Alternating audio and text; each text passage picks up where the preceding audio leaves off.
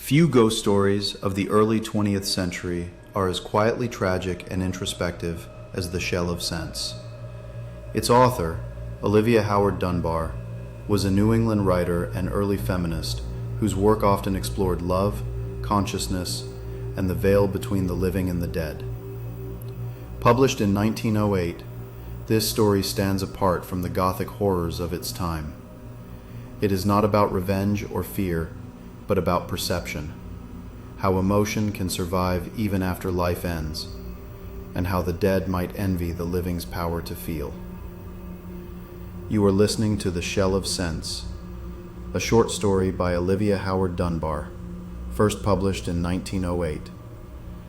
This work is in the public domain in the United States. Narration by C L Smoot. Unabridged and presented here in full, it remains a delicate, haunting meditation on love, jealousy, and what lingers when we are gone. Olivia Howard Dunbar, The Shell of Sense, 1908. I could not make it out at first.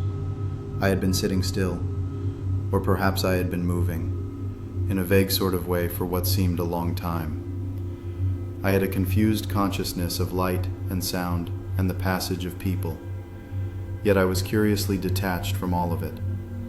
Then, suddenly, I knew that I was dead.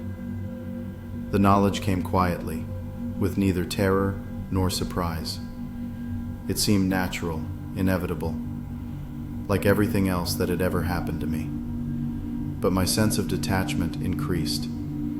The things about me, the white bed, the shaded lamp, the closed door, even the little group of persons who were there, appeared distant, like things seen through glass.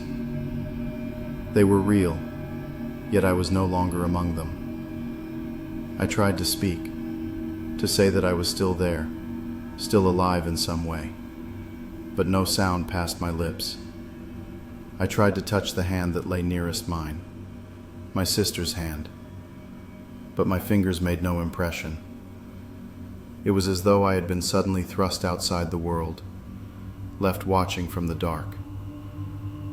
After a time, I realized that I was not in darkness. There was a faint, diffused light, soft and gray, like dawn through mist. I was alone. The bed and the watchers were gone. I was conscious of space about me, but not of walls or boundaries. The air, if it was air, was motionless and cool.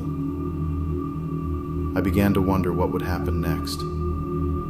Presently, I became aware of a change, not in myself, but in the light. It brightened, quivered, and seemed to draw into a focus. Slowly, out of the gray, the room that I had left began to form again. It was like looking through still water that gradually clears. I saw the furniture, the curtains, the pale carpet. I saw my sister kneeling by the bed, and I saw, oh, this I shall never forget, the look upon my husband's face. He was standing a little apart, very still, his eyes fixed upon the bed. I saw that he was trying not to show emotion before the others, but the effort made his face hard and strange. I looked at him with a sudden, sharp curiosity. I thought, does he suffer? What does he feel? I moved nearer, though how I moved I do not know. And then, quite distinctly, I heard him speak.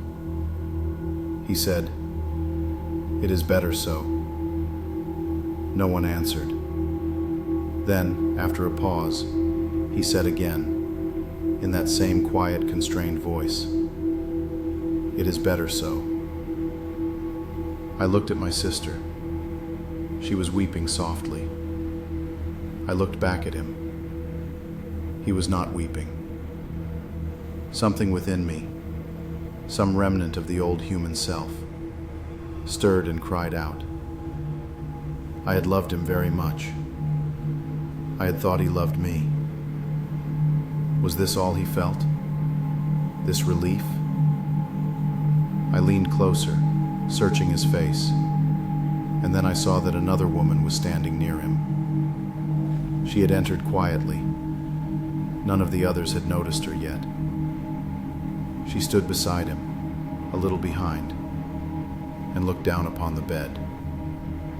Her face was pale, her eyes dark and luminous. I knew her. Amy. My friend. The one who had been so much with us. Too much, perhaps. During my illness. For a long moment I gazed at her. Then, with the swift intuition of the dead, I understood. It was not pity that filled her face as she looked at me lying there. It was love. Love for him. And his look, when at last he turned to her, was the same. I drew back. A strange new pain took hold of me, unlike any pain I had known in life. It was the ache of separation, of being shut out from feeling. I could see their hearts, could read their thoughts, but I could not make them feel mine. I was outside love, looking in. For the first time since my death, I longed to live. I wanted to be near him, to speak, to protest, to weep. But I could only hover and watch. Then, little by little, I began to understand that I could still reach them, in a way. Not through words or touch, but through thought, through that faint vibration that travels between minds. I could not move objects, but I could stir feeling. I could make him remember. So I tried. I thought of our life together, of the days when his voice had been for me alone, of the nights when his hand had found mine in the dark. I sent those memories toward him like waves, hoping one might reach his heart. He turned suddenly, as though he felt something, a breath, a whisper. For an instant his eyes softened. Then they met Amy's, and the tenderness passed to her. I cannot tell how long that struggle lasted. Time has little meaning to the dead.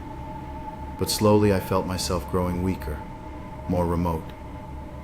Their world was closing against me. The air around them thickened, the light dimmed, and I knew that soon I must go. Then Amy spoke. Her voice trembled. "She loved you very dearly," she said. "I know," he answered, low. "She would wish you to be happy." He was silent, and I felt the weight of his silence like a door shutting between us. Then she said, whispering, "She knew." And I knew that she meant me, that she believed I had known of their love. I tried to cry out that I had not known, that I had trusted. But no sound came. My voice was gone. My thoughts struck against a wall of flesh and could not pass through. It was useless. They could never hear me now. I was only a presence, faint as breath, drifting further into silence. The room faded again. The figures blurred and vanished. Once more I was in the grayness, the cool, unbounded space. But I was not quite alone. Out of the mist, a shape moved toward me. Another spirit, vague yet human in outline. I felt that it smiled. "You have learned," it said. "Yes," I answered. "I have learned that love belongs to the living." The presence seemed to listen. "And yet," it said softly, "love is what draws us still." Then it was gone, and I drifted on, light, free, but unspeakably sad. Somewhere far behind me, in a world of sound and color, two human hearts were beginning to live again. And I had only the shell of sense. The end. Unabridged and presented here in full, this story remains one of the most haunting meditations ever written on love, loss, and the thin veil between the living and the dead. You've been listening to Tooms Dark Bedtime Stories, a nightly collection of classic and original tales of horror, mystery, and folklore. If you enjoyed tonight's story, follow, rate, and share Tooms Dark Bedtime Stories wherever you listen. It helps new listeners find the dark. Good night. Keep one light burning, and may your dreams stay dark. Olivia Howard Dunbar. The Shell of Sense, 1908. This has been a Tooms production. Copyright 2025.